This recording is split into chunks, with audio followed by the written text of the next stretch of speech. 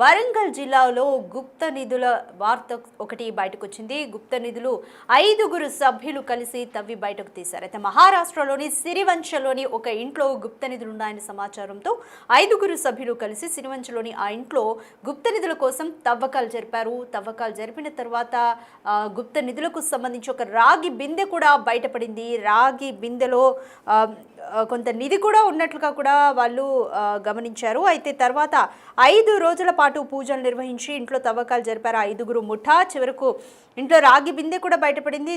అయితే ఈ ఇంట్లో దుష్ట శక్తి ఫోకస్ ఉంది అని చెప్పేసి సిరివంచ నుంచి ఆ రాగి బిందెను, ఆ నిధులున్న రాగి బిందెను మంగపేటకు తీసుకొచ్చారు ఆ గుప్త నిధుల ముఠ.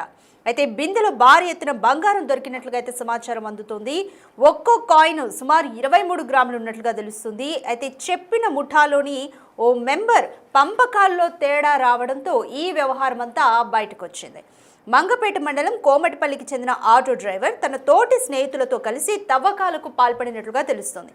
తవ్వకాల్లో భారీ నిధి కూడా బయటపడింది. అయితే ఏటూరు నాగారం శ్మశానంలో ఆ ఆటో డ్రైవర్ ఆ నిధిని పూడ్చిపెట్టాడు. నిధి పంపకాల్లో స్నేహితుల మధ్య గొడవ తలెత్తింది. అయితే వాటాలో తేడా రావడంతో, అంటే పంపకాల్లో తేడా రావడంతో ఈ విషయం బయటకు పొక్కింది.